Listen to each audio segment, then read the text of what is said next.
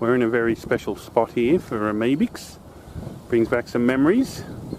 Tell us about why this spot's so important to you. Well, you'll see in that video, when I get interviewed on that video, I'm standing right here. Oh yeah.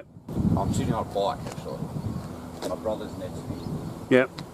And they're filming this way. As we started to build this half pipe, it took us about 6 months to build in total and cost us $200. It's a regular hangout for most of the skaters around here and spectators. At a good time we could probably get about 20 people skating here and a lot of youngsters, you know, ranging from about 8 years upwards. And Michael will tell you the rest. No, the council came round and said they wanted to pull it down because it was on, this wasn't our land, it was council land. And my dad stalled them for about 2 weeks and said he'd pull it down during the holidays. And today's our last day.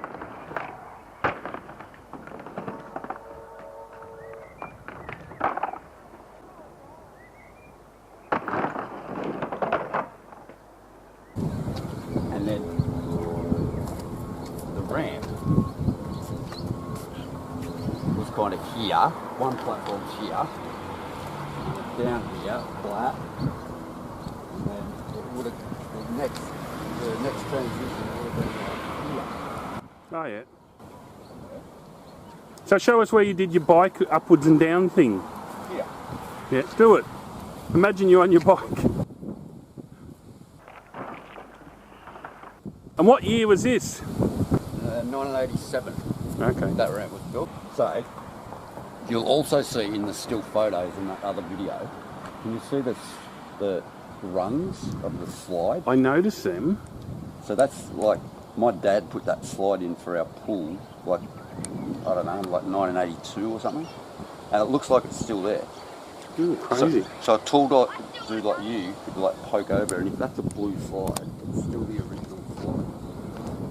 It's the blue slide.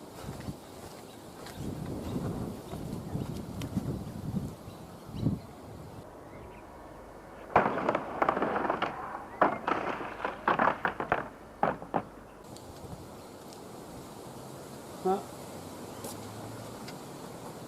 The old letterbox. Cool.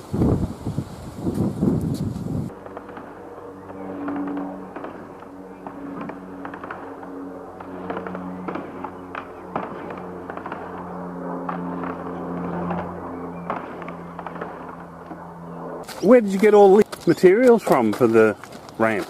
There was a set of flats over here that were being built at the time.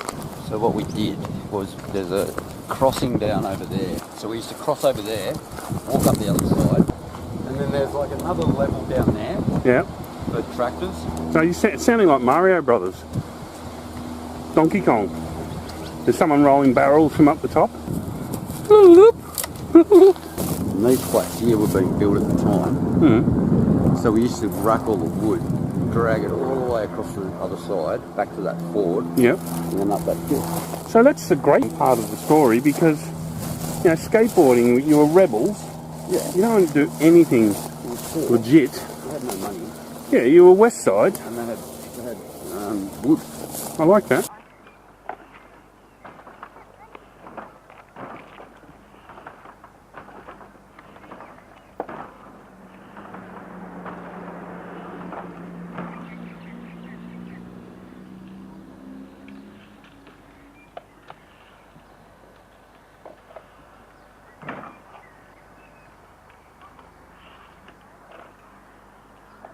Not to film kids or anything, but see where those kids are? That's the creek, right? Yep. I've seen this flooded to probably about here. Yeah? Yeah. So you would have had trouble getting your wood for the ramp then? Oh, we used to float it down the creek, down Oh, the yeah, cousin's yeah, house. so it's probably easier. Yeah, and then truck it back up the hill. Yeah, yeah.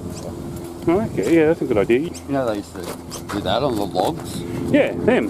Yeah, we used to do that. Oh, yeah, cool. Because I thought your surname was linked to those people. Yeah, okay, good story. Yeah, it's hard work upstream when it's that flooded. Yeah. And they used to put things in barrels, and then someone would open at the other end and they'd have their fish and... Yeah, supplies, yeah. Yeah. Yeah, the full supply chain. So, Amebix, what encouraged you to build the skate ramp? Well, actually, I was conned in by a mate who lived down in Strathmore Heights, and he goes, that joint out the front of your joint would be really good for a skateboard ramp. And then he was, going to help me build it. So we went to Morgan's. Morgan's was an old steel factory, and we stole all this steel to make the transitions out of, took it to his place on skateboards, like dragged it 2 kilometres on skateboards, and then somehow I think his dad drove it to my house, and then he helped me build the frame, and then he just never came back. So I built it by myself. Oh, so you built it all by yourself? Cool. Yeah, after school and shit. Well, the majority of the wood came from while they were building those flats across the creek. And then the funny thing with the plywood was, we were just building the shit one day, and then most skateboard ramps back in the day had like one layer of shit ply, and then you had a layer of good ply. So the good ply was what you really needed.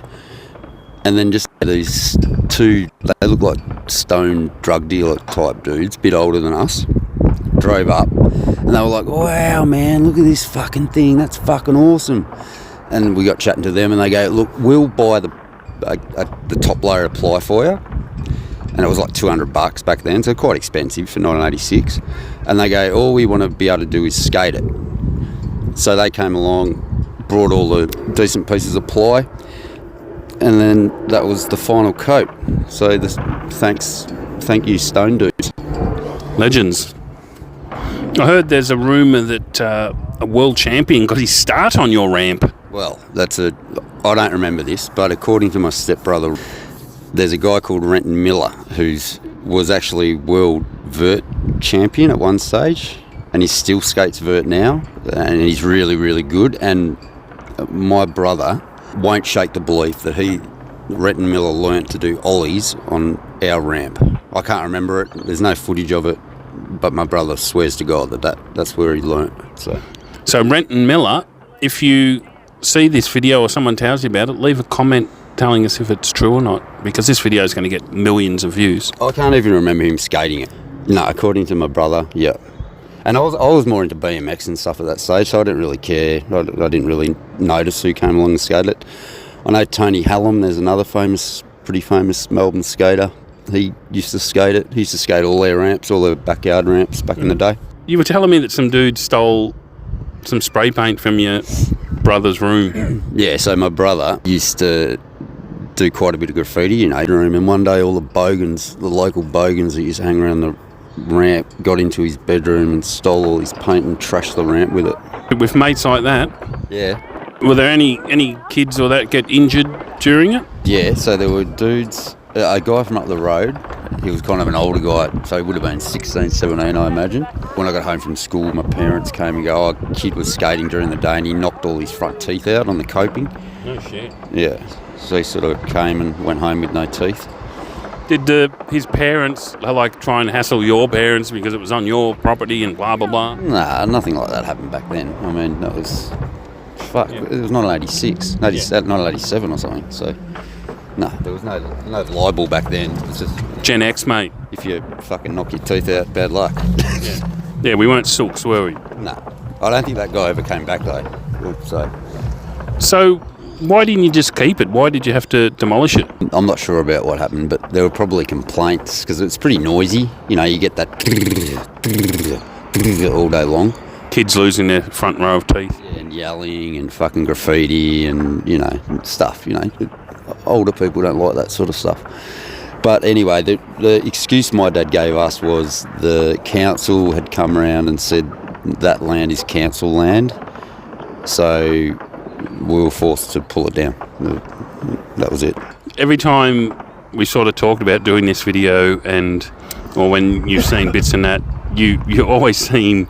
You're quite an upbeat, happy chap, but you always seem a bit down when you see the ramp getting sort of where you start pulling it apart. Oh, yeah, so I wanted to cut that part out of the video because I start pulling it down in the video.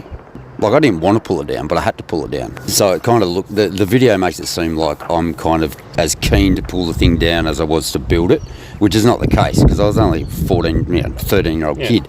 So my dad sort of said, look, you know, we're taking it down. And then you'll see in the video that my dad comes out with a sledgehammer and starts smashing the fuck out of the thing. So, yeah, we didn't have much choice. I think it's pretty obvious to anyone that you were pretty proud of it, and you know. It was good. I mean, it was there for it was probably there for 6 months or so. So Yeah. we got a fair go out of it. So yeah. So the last day, because that house was a bit of a fucking circus at times. A lot of people from around the hood and stuff, you know, used to hang out at our house, and there was all sorts of shit, like into the punk scene and stuff like that. So you'd wake up one morning and there'd be fucking my parents sitting there with, you know, there'd be some dude with a mohawk having fucking tea and coffee with them or whatever, breakfast. You know, all sorts of characters went through that house. But anyway, so we had a party on the last day of the house, the last day of settlement. So literally the new owners are going to come in the next day, and we had a party that night before that. And me, in usual fashion, got pretty shit-faced. I somehow ended up in my old bedroom, and the house is empty at that stage. There's no furniture or anything. So I'd slept on the floor in my bedroom, and then about 8:30 in the morning, the next morning, there's just this ding-dong, and it's like, oh shit, I woke up and I'm like, fuck, where the fuck am I? I'm in, like, my old house, in my old bedroom. And so I walked through the hallway to the front door, and it's like me hungover as all fuck. Oh, g'day. And there's the new owner right in front of me. And it's like, they kind of did that to me on purpose. Yeah. So anyway, I just ended up... With mates like that. I just ended up sort of introducing myself to the guy and showing him a few things around the house. And, oh, you know, that wall's moved a lot, and, you know, that you're going to have to fix that up, and, you know... Don't build them like you used to, that sort of thing. See you later. And I headed back to Lara. I don't normally do videos like this, obviously. I just thought it was interesting, but I think some people might be interested in the story if we put it together. I reckon you. There are definitely skaters out there now. Like, they used to do like a podcasty kind of thing. It was called How We Rolled. Yeah. And they used to bring back all that sort of skating from the footage from the city square and all that sort of thing and stuff. Those type of people would be interested in that sort of footage.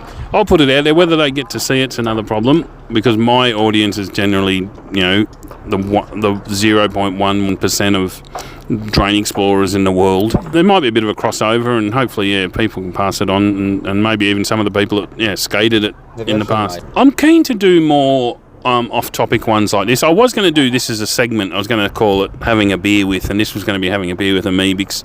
And I was going to do like a series of them, just about not urbex stuff, but just about people that have an interesting story to tell or something. And I'd like to do more sort of off-topic stuff. Yeah. All right, no worries. Well, thanks for that, Amebix. Hopefully it all comes together all right. All right, Cheers. Thanks for showing me around. Thanks for your time. Thanks, cool. Amebix. Cool. No worries. Say anything? Yes, we're going to try and get permission to build another one somewhere. And we'll use the materials which we've got here to build another one, hopefully. That's all. Yeah, a little bit.